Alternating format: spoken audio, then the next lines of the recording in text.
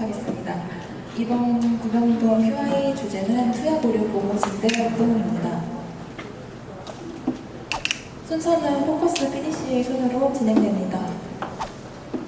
이번 QI 주제를 선정하게 된 배경으로는 이번 QI 활동을 통해서 투약 오류에 대한 부정적인 인식을 개선하고 교육을 통해서 투약 오류 발생 시에 신속한 대응과 보고 체계를 활성화하여 최종적으로는 환자 안전과 투약 오류 예방을 위해 이번 주제를 선정하게 되었습니다.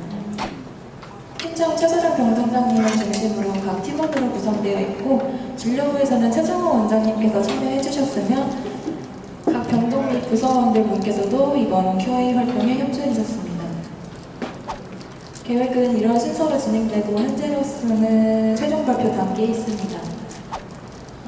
2019년도 1월부터 12월 달까지의 투약 오류 보고 건수입니다. 총 3건 중에 1건은 근접 오류였고 2건은 위해 사건으로 표에서 보시면 아시다시피 위해 사건처럼 조금 환자분한테 직접적으로 해가 가는 경우를 위주로 보고하는 그런 형태가 나타났습니다. QI 활동을 하기에 앞서서 병동 직원의 투약 오류 개념과 보고 인지도를 파악하기 위해 인지도 설문지를 1차적으로 조사를 해봤습니다. 각 병동 간호부와 부서원분들께 협조해서 조사를 해보았고요. 1번에서 10번 중에서 주된 항목 5가지를 뽑아보았습니다. 총 응답자 84명 중에 투약 오류 발생에 대한 인지를 못할 때가 있다가 27명, 문제가 발생했을 때 알리는 것이 어렵다가 28명, 체계가 잘 잡혀있지 않다고 생각하는 사람이 34명, 주변 사람 인식 때문에 투약 오류 발생할 때 보고하지 않은 적이 있다가 33명, 투약 오류 보고 체계에 대한 직원 교육이 미흡하다고 생각한다가 31명으로 표에서 보시는 것처럼 좀 체계에 대한 미흡한 부분과 좀 부정적인 인식 때문에 투약 오류 보고를 하기가 어렵다는 점이 나타났습니다. 추가적으로 직원분들이 생각하는 기타 바라는 점과 개선점을 조사해 보았는데요. 투약 오류에 대해서 부서장들이 적극적으로 임해야 된다는 의견과 분명히 자기 잘못인 걸 알지만 당장 자신에게 주어질 불이익이나 징계 때문에 솔직하지 못하는 경우가 있다는 의견과 쉽게 개선할 수 있는 방법을 교육을 통해서 공유했으면 좋겠다는 의견이 많이 있었습니다. 이런 설문지를 바탕으로 투약 오류 보고가 저조한 원인에 대해서 분석을 해보았습니다. 크게 직원과 환자와 병원으로 3가지 나눠서 조사를 해보았는데요. 직원에서 가장 큰 원인으로는 아무래도 투약 오류 보고를 했을 때 자신에게 돌아오는 불이익에 대한 불안감이 제일 큰 원인으로 자리 잡았고 투약 오류 보고 체계가 숙지가 미흡한 부분과 보고 과정에 대해서 이제 어려워하는 부분이 있었습니다. 환자분의 경우에는 자신의 약이 다른 환자의 약인지 이런 투약 오류에 대해서 인지를 잘 못한다는 점과 그리고 약에 대한 지식이 부족하다는 점, 그리고 의사소통이 불가능한 환자의 경우에는 투약 오류가 발생했을 때에도 자신이 이게 투약 오류가 발생하는지를 이제 알리지 못한다는 점이 있었습니다.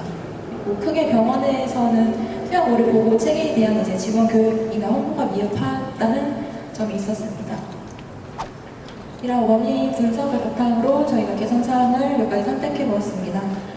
가장 효과도 좋고 하기 쉬운 항목으로는 투약 오류 발생했을 때 이제 익명성 보장이 가능한 근접 오류 보고서가 제작이 되었다는 것을 홍보하고 알리고 익명성 보장이 된다는 보고서를 작성함으로써 이제 불이익이 자신에게 안 가게 된다는 것을 이제 알리는 점이 가장 컸습니다.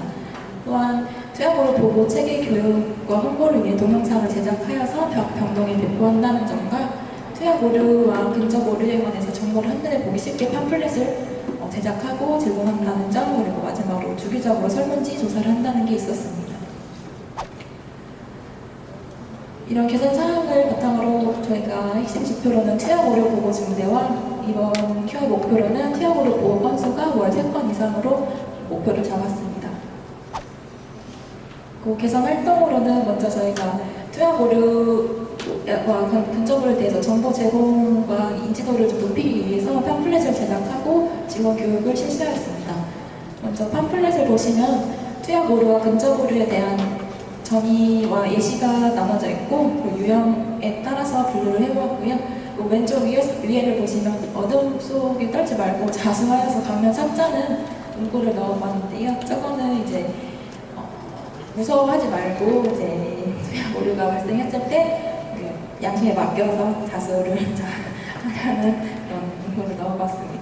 그 오른쪽 위에 보시면 병동평가나 투약으로 발생해서 보고를 쓸 시에 병동평가와 성과도 무관하다는 점을 팜플렛을 통해서 알려드렸고요. 그리고 유형에서 보시면은 다른 거는 이제 거의 다 이제 아실 텐데 유형에서 9번째 환자의 불이행이라는 유형을 보시면 저거는 조금 생소하실 수도 있을 것 같아요. 환자분이, 그러니까 저희가 직원이 약을 투약하고 이제 나눠드렸는데도 환자분이 깜빡하거나 아니면 일부러 먹지 않은 경우, 약을 숨겨놓고 그냥 안 먹는 경우에도 이제 그런 경우를 환자의 투약 불이행이라고 하는데요. 이런 경우에도 투약 오류라고 간주하게 됩니다. 이렇게 수액 라벨지랑, 그러니까 이제 백신 같은 경우에는 이제 투약하는 방식, 피하주사나 근육주사로 나뉘는데 저 두 가지가 좀 헷갈릴 수 있는 부분을 라벨지로 만들어봤고요. 세븐라이츠에 관한 팜플렛이랑 이렇게 지원들 각 병동에 배포하여서 이렇게 지원 교육을 실시했습니다. QR코드를 활용하여서 그러니까 인트라넷으로 따로 들어가지 않아도 QR코드를 통해서 바로 이제 보고서를 작성할 수 있도록 편리화할 수 있는 QR코드 제작해서 각 병동에 배포하였습니다.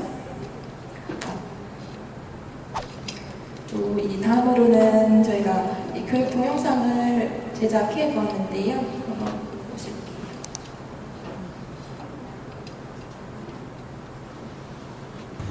건강하세요. 효사랑 가족요양병원 최종원 원장입니다. 네, 이번 구병동 QI 주제는 투약 오류 건수 증대 활동으로 병원에 근무하시는 의료진분들이라면 이번 주제에 대해 공감과 더욱 관심을 가지시지 않을까 싶습니다. 투약 오류는 병원 안에서 자신도 모르는 사이에 언제 어디서든 일어날 수 있으며 환자에게 직접적으로 해가 가해질 수 있는 가장 흔한 사건일 수 있습니다. 그렇기 때문에 투약 오류가 무엇이며 어떤 사례에 해당하는지 알고 이를 예방하기 위해 어떤 활동을 해야 하는지 아는 것이 매우 중요합니다. 우리 효사랑 직원 여러분들 이번 구병동 QI 교육을 통하여 앞으로 투약 오류 예방을 위해 힘써 봅시다. 파이팅! 안녕하세요. 구병동 변주희 간호사입니다. 먼저 전 병동에 제공되었던 첫 번째 팜플렛인 궁금한 이야기 Y에 대해 궁금해 하셨을 텐데요.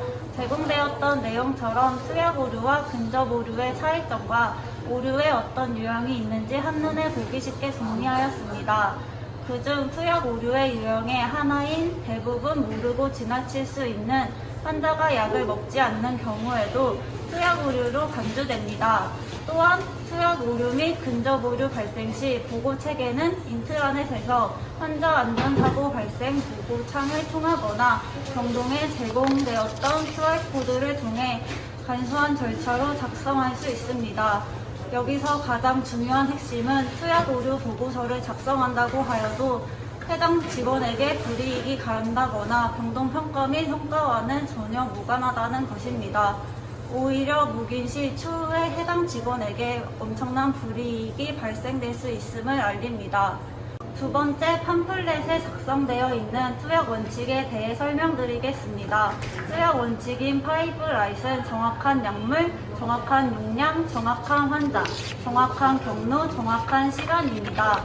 최근 두 가지가 더 추가된 원칙으로 정확한 교육과 정확한 기록이 추가된 7라이트입니다.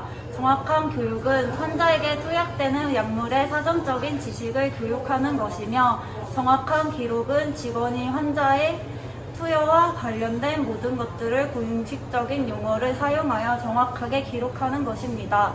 마지막으로 세 번째 팜플렛은 본원에 비치되어 있는 수액을 한눈에 보고 혼동됨 없이 구별할 수 있게 만들어 놓은 식별표입니다. 또한 투여 경로가 혼동하기 쉬운 백신인 스카이 부스터와 프리베나의 용법을 작성하였습니다. 위 제공되었던 교육 자료를 통해 투약 오류 예방을 증진하고 투약 오류 발생 시 투약 오류 보고 체계를 정확히 숙지하여 보고의 누락됨과 재발 방지를 위해 직원 여러분께 도움이 되었으면 합니다. 감사합니다.